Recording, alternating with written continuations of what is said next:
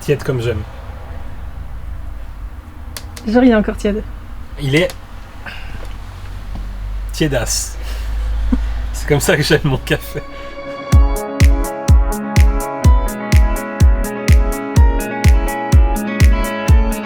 Tu vois, Salomé After School et Oshinoko, on va les décaler un peu plus vers la droite. On est en train de faire la mise en place des nouveautés mangas que Hugo Hugo qui vient donc de rejoindre la librairie pour 2 ans d'apprentissage. et David ont déballé un petit peu plus tôt. Il y a des grosses sorties cette semaine en shonen notamment. Qu'est-ce qu'on a reçu de beau, Hugo? Gachakuta le tome 9, Dandadan le tome 13, et ainsi que le tome 21 Blue Lock. Très très lourd. On a également reçu en Seinen Island, qui est une réédition, c'était paru, alors souvenir de vieux libraires, c'est sorti dans les années 2003-2004. Je ne veux pas dire de bêtises, vous me corrigerez au pire, je crois que c'est le même dessinateur que le nouvel Angyonji. On a également reçu le tome 14 de Rokudenashi Blues, un des furios les plus mythiques jamais publiés, de Masanori Morita. Et d'ailleurs, sans transition, on va vous parler avec Hugo d'un autre furio qui est sorti tout récemment, qui s'appelle Out. T'as aimé toi Out? J'ai vraiment bien aimé, car c'est une série Furio qui sort du lot, qui en comparaison à Tokyo Revengers ou Nine Peaks, qui a beaucoup marché récemment, c'est totalement différent, il y a beaucoup plus de violence, d'action et de combat. Mais on se prend vraiment à cœur au perso, on a vraiment de l'accroche pour lui. Et je trouve que Miya, c'était une bonne idée de sortir les 4 tomes d'un coup, car ils s'enchaînent très facilement. Moi j'ai déjà lu les 4, et l'histoire, on l'accroche très très vite, c'est vraiment bien. Ouais, j'ai lu que le tome 1, mais je partage totalement l'avis d'Hugo, c'est vrai que c'est ultra violent. Oui. C'est de la baston vraiment jouissive. Et puis il n'y a pas le côté voyage temporel qu'on peut avoir dans Nine Peaks ou Tokyo Revengers qui apporte des choses à l'histoire, mais bon là c'est vraiment très très bon. Du Meian qui sort des licences sans arrêt de grande qualité. Et qui fonctionne énormément au Japon, il y a déjà plus de 6,5 millions de ventes, donc ah oui. Oui non, c'est un gros furio. Il n'y a plus qu'à espérer que ça marche aussi bien en France. J'étais assez intrigué par ce titre-là. Il y a également une version collector un peu plus grand format, que moi je trouve toujours plus agréable à lire. Donc Les Noces de l'Or et de l'Eau, ça a l'air très poétique, très joli, très mignon, mais encore inconnu chez moi. Peut-être que certains le connaissent déjà, mais je vais découvrir totalement demain ou ce soir, je sais pas encore. Ça va pas tarder, ça a l'air chouette. On a hâte d'avoir ton retour dessus en tout cas. Avec, en fantasy, il y a cette couverture qui est alléchante, mais j'ai même pas ouvert le petit extrait gratuit qu'on a reçu, donc je sais pas non plus ce que ça vaut. C'est un nouvel album de Alicia Jaraba. Si je ne m'abuse, Alicia Jaraba, c'est elle qui avait fait Celle qui parle, qui était donc un album qui parlait d'une figure historique très controversée en Amérique du Sud.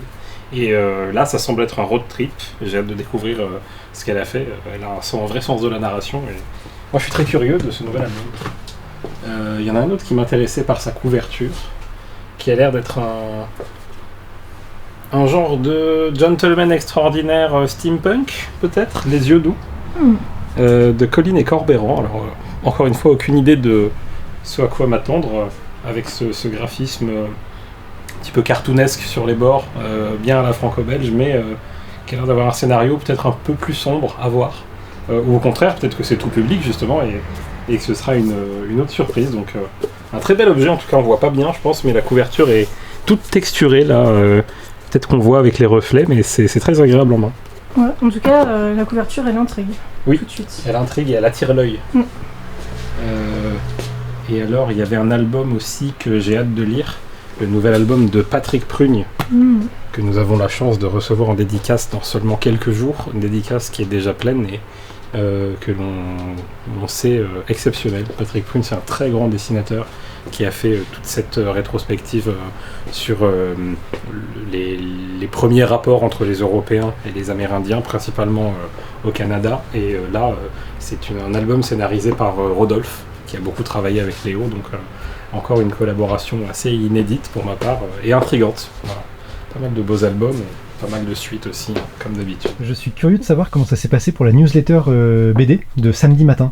Bah, ça s'est très bien passé, les gens étaient au rendez-vous parce qu'on a eu pas mal de clics, que ce soit sur les contenus cliquables à l'intérieur, et puis un taux d'ouverture assez élevé, donc c'est trop chouette. C'est cool. Ouais. C'est vrai qu'il n'y en avait pas eu depuis... Puis plusieurs semaines là. Bah, c'est les vacances, hein. Faut qu'on se repose. D'accord, et la liste par exemple, c'était consacré à quoi? C'était sur les meilleurs BD en noir et blanc, et elle a bien marché, donc ça c'est bien aussi parce qu'il y avait plein de titres qu'on adore dedans. Ah bah ouais, ça je suis entièrement d'accord, c'est vrai qu'il y avait des sacrés coups de cœur. Certains si vous voulez, comme ça, pour vous mettre un peu l'eau à la bouche. Voilà, il y avait... il y avait Blanquette, et ça me permet de dire que le nouveau Craig Thompson sort bientôt, Oui. et ça on a hâte de le lire. Ginseng Roots. C'est ça. On a mis Blast, voilà, des classiques, From Hell, que t'adores. Ah oui, d'accord. Ouais, L'Ascension du effectivement. haut mal, voilà, bon, que des titres qu'on adore. Ok, génial. Forcément. Et t'as déjà une petite idée de ce qu'on va retrouver dans la newsletter manga de mercredi? Alors oui, 2 coups de cœur de David, donc le dragon sous le croissant de lune et Salomé After School. Génial. Voilà. Ok, donc de toute façon, les gens peuvent retrouver en lien. Alors pour les newsletters, pour s'inscrire à la newsletter, que ce soit la newsletter BD et la newsletter manga, il y aura les liens dans la description de la vidéo, donc voilà, vous mettez vos noms dans le formulaire et puis on vous inscrit d'office. Je vais déjà faire une petite vidéo pour Instagram. Ok.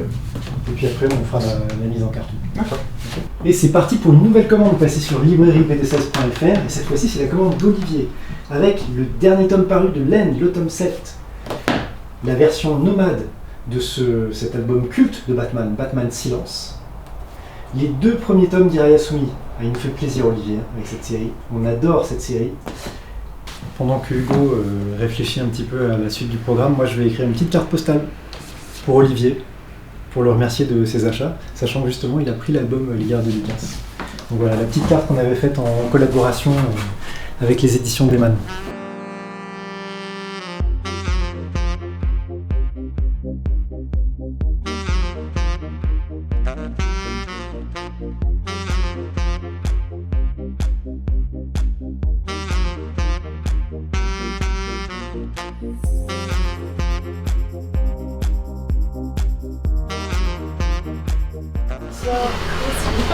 No buy. Hello. Et alors? On n'a pas le droit d'entrer si on n'achète pas? Ça dépend, quand on sait d'avance que tu n'achèteras pas, non. Alors c'est quoi le top vente BD de la semaine dernière? Alors, la semaine dernière, petite semaine, mais déjà des tendances qui se dégagent. Avec top 6, Wiginov, on commence par le top 6, Ulysse et Cyrano, qui confirme son grand succès depuis maintenant 3 mois, et on n'a pas fini de vous en parler. Top 5, Idéal, on en parle toi, David et moi un peu plus tard. Ohio, la belle rivière, tome 1, de Duval au scénario.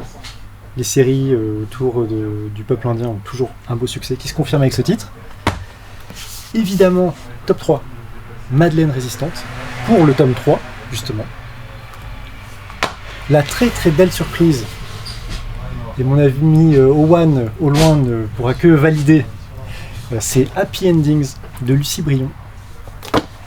Et plus classique, en top 1, le Torgal Saga, volume 3. On enchaîne avec le comics donc, et déjà on constate le très beau succès de la collection Urban Nomade la semaine dernière. Vraiment une belle surprise, n'est-ce pas Owen? Magnifique. Je m'appuie sur Owen qui me soutient lors de la présentation de ce top. Batman Silence de Jim Lee, forcément, il cartonne. Sheriff of Babylon de Tom King et Mitch Gerads. Bon, c'est pas que je fasse un peu de lobbying pour Tom King, mais je crois que vous en avez suffisamment entendu parler comme ça. Au-dedans de Will McPhail qui fait une très belle rentrée. Et je crois qu'il est numéro 1 toutes les semaines, hein. Lightfall, le tome 3. Changement de décor pour le top manga avec un premier Keigo Shinzo, La Planète Verte, le tome 1, à la place numéro 4. Pardon. Oshinoko, tome 12, top 3. Solo Leveling, tome 14, avec sa jaquette amovible, n'est-ce pas? Et pour finir, numéro 1, mais alors très très loin devant la concurrence, Irayasumi, le tome 6. Voilà, la tranche de vie prend le pouvoir chez BD16. Moi, je suis en train de faire de la réception librairie. On vient de recevoir les colis de chez Hachette. D'accord. C'est de l'office ou du réassort? C'est du réassort principalement. Ok. Et donc là, Donc, tout ça, là, c'est ce que tu viens de réceptionner déjà? dans plusieurs cartons, oui, on a déjà des BD, manga, il y a encore d'autres BD qui sont rangés de l'autre côté. Ok. Et là ensuite on a encore un carton de chez Hachette Affaires et 2 de chez MDS. Ça va, tu t'habitues au logiciel? Ça va. En soi c'est pas très compliqué, c'est juste nouveau, donc Ouais, il y a pas mal de choses faut à... prendre la main, mais c'est sympa, enfin c'est sympa. C'est facile à faire, à prendre en main, D'accord. ça va. Ok. Et Puis ensuite, je profite de t'interrompre pour te demander un petit peu de nous parler de ta lecture d'hier soir. Oui. Puisque je crois que malgré la fatigue de ta première journée, tu as trouvé le courage. ah, j'étais... Tout à fait. J'ai lu Tokyo Survivors, qui est Ouais. une série chez Omake Books en 5 tomes que j'aime beaucoup. C'est le tome 2, c'est ça? C'est le tome 2 qui vient juste de sortir cette semaine. D'accord. On connaît les bandeaux au maquet. Hein. Oui. C'est la marque de fabrique. Très souvent, de il y a cette les maison. hobbies avec souvent des petits messages rigolos. Moi, j'aime bien. Ouais. Et dans cette série, on va suivre 4 lycéens qui vont se retrouver dans un Tokyo totalement abandonné, plus d'humains, plus de traces de personnes vivantes. Et ils vont devoir se débrouiller par leurs propres moyens, survivre. Ils vont se débrouiller dans leur lycée, trouver de l'eau, trouver de la nourriture, ce qui est très compliqué car il n'y a plus personne. Et j'aime beaucoup, c'est une lecture détente, ça ressemble... Le début me fait penser à Alice in Borderland, Ah oui. sur le premier tome. Grosse référence. Ouais. C'est un dessin que personnellement j'aime beaucoup. Bon David, comment ça se présente cette journée de mercredi? Eh bah écoute, on a quasiment fini les cartons alors qu'il est même pas 15h. Donc déjà c'est une bonne journée. Ça va, vous supportez la chaleur? Ouais, ça commence à redevenir intense. J'étais en rendez-vous avec Jade, notre représentante de l'ADIF, et on a travaillé pas mal de nouveautés pour les mois d'octobre et novembre. J'ai sélectionné le meilleur de ces parutions, rien que pour vous. Nous aurons tout d'abord Dawn Runner, c'est un comics très attendu puisqu'il est signé du scénariste Ramvi, l'auteur notamment de Layla Starr. Nous aurons également la nouvelle BD de Romain Hugo avec Tomcat, ainsi que le nouvel album de Luz qui s'intitulera Deux filles nues. J'ai vu quelques pages, c'est très très prometteur. Nous avons également en manga, et bien tout simplement la nouvelle œuvre de One qui est l'auteur de One Punch Man et Mob Psycho. et Mob Psycho. Ouais, tout à fait, ça s'intitulera Versus, donc forcément très attendu. Il y aura une édition limitée qui sortira à cette occasion. Un tome 13 pour l'atelier des sorciers, avec également un dessin animé qui est annoncé pour l'année prochaine, donc autant dire que la popularité de la série va encore une fois exploser. Un inédit de Junji Ito qui s'intitule Tombe, et en même temps il y aura une OP sur le catalogue Junji Ito chez Mangetsu, avec pour les premiers acheteurs d'un manga de Junji Ito, un très beau calendrier pour l'année 2025. Je vous passe toutes les suites diverses et variées, Blue Lock, les suites de Umez, etc. Et on passe directement au mois de novembre. Et sur novembre, on a notamment en comics le nouveau Zoé Sorogood, l'autrice de It's Lonely at the Center of the Earth. Ça s'intitule / Back to School. Il m'épargne pas sur les titres. Et puis en manga, toujours des suites. Je vois du Land, je vois du Welcome Back Alice, du Suutei, du Thunder Free, entre autres. Et on finit avec un très bel objet puisque ce sera l'intégrale de Shisakobe dans un très beau coffret. Alors il n'est pas donné, il est à 79 €, mais pour ceux qui ont aimé la série, qui comme moi ne l'ont pas encore chez eux, c'est peut-être l'occasion de faire un craquage. Ça sortira le 13 novembre. Je finis avec un petit bonbon pour les fans de RIP, puisque nous avons reçu, grâce à Jade, un extrait du prochain album des auteurs de RIP. Fan Man, l'homme au ventilo. Voilà. 13, le compte est bon. 13 colis, dont l'office MDS.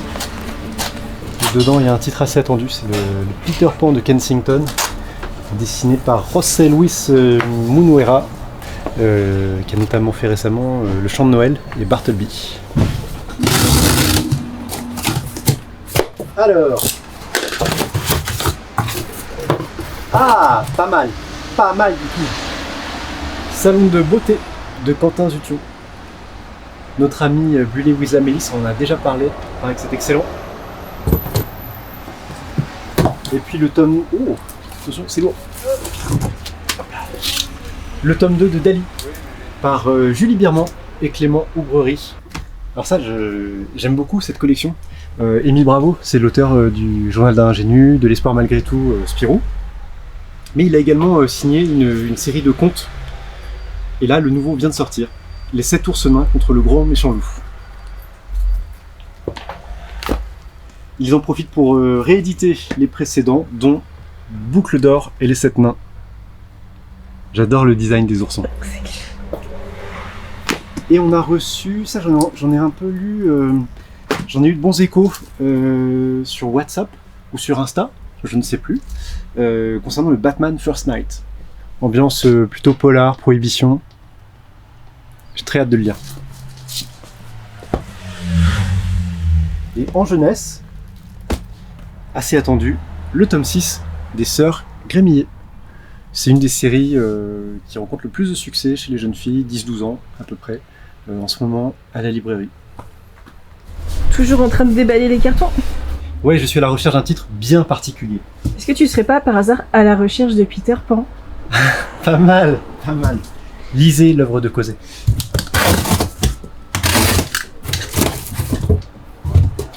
Oh, oh, oh.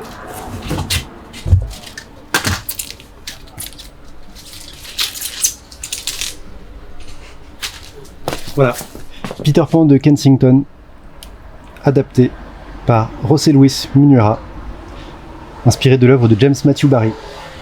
Ce sera forcément la lecture du soir ou de demain, parce que je crois qu'il y a un Tom King qui sort aujourd'hui.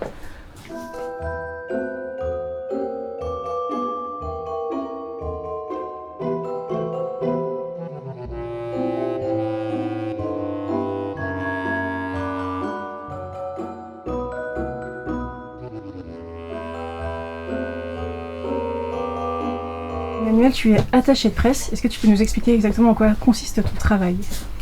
Alors mon boulot, c'est qu'on parle de nos livres, enfin des livres dont je m'occupe, de nos auteurs, dans les médias, mais également qu'ils soient présents en librairie pour aller rencontrer leurs lecteurs et voilà, qu'on puisse avoir le plus d'informations possible sur leur nouvel album qui sort. Il y a beaucoup de bandes dessinées, on est bien placé dans cette librairie pour le savoir qui sortent, et donc le but c'est qu'on entende parler de celui-là en particulier, puisque l'auteur a bossé en général parfois 1 an, parfois même plus sur un livre, donc ce serait bien qu'il ne soit pas oublié dans une pile tout de suite, quoi. Pour quelle maison d'édition tu travailles? Alors je travaille pour les éditions Daniel Mayenne, je travaille pour les éditions Anspach, et puis pour les éditions Phileas, alors pas tous les titres dans l'année, en gros les titres importants de l'année, voilà, quand on a besoin de mettre un petit focus, on m'appelle un petit peu à l'aide pour demander de mettre un peu en lumière certains albums de leur collection. D'accord, et depuis combien de temps tu fais ce métier? Ah, alors depuis 24 ans, depuis 2000, j'ai commencé chez Delcourt, j'y suis restée 14 ans. Après j'ai fait 1 an chez un autre éditeur, et puis depuis je suis passée en freelance, et donc depuis voilà, je passe sur plusieurs éditeurs. J'en ai oublié un, pardon, il me pardonnera, c'est l'édition Ozu, et c'est pareil, je ne sais pas tous leurs titres, mais Ozu BD, ils ont créé une collection BD, ça fait 5 ans maintenant, et donc ils ont des titres BD jeunesse, voilà, moi j'aime beaucoup.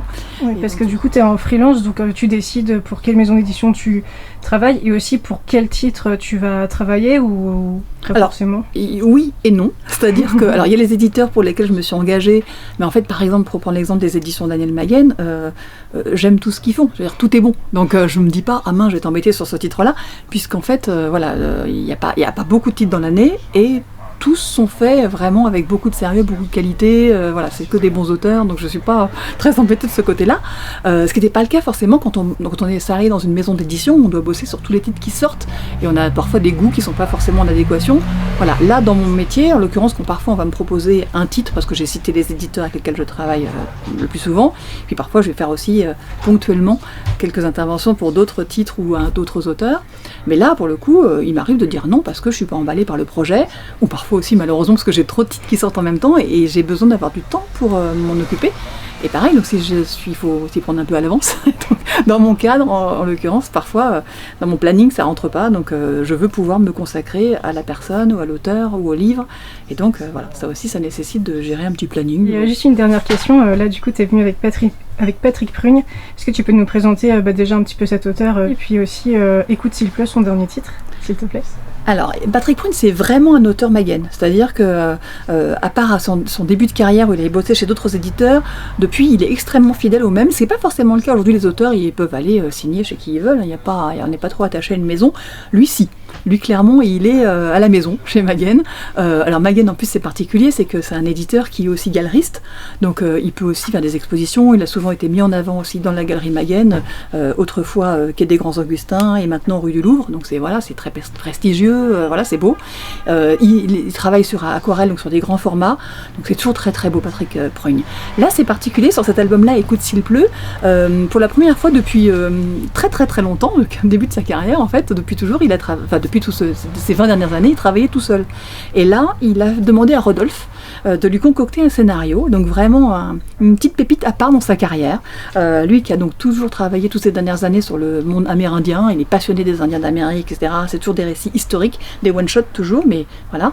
Là, on est en Normandie, donc dans les années 50, en France, et ça raconte l'histoire d'un jeune garçon qui s'appelle Daniel, qui est chez sa grand-mère en vacances, un grand ado, il s'ennuie un petit peu. Du coup, il va se balader en forêt, il rencontre un garçon de son âge, donc très bien, ils deviennent amis, ça se passe très très bien, ils vont se promener, il lui présente même sa mère, qui habite dans un moulin, c'est très joli, c'est très bucolique, enfin, les planches de Patrick sont superbes.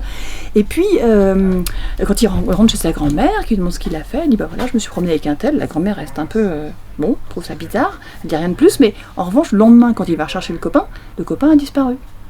Et il va même sur le moulin, puisqu'il est allé chez lui, il a rencontré sa mère et tout. Et là, le moulin est une vieille ruine. Donc il y a une espèce de choc dans l'espace-temps. Et je m'arrête là, évidemment, parce qu'il y a toute une enquête qui va suivre sur comment, pourquoi, que s'est-il passé. On va être...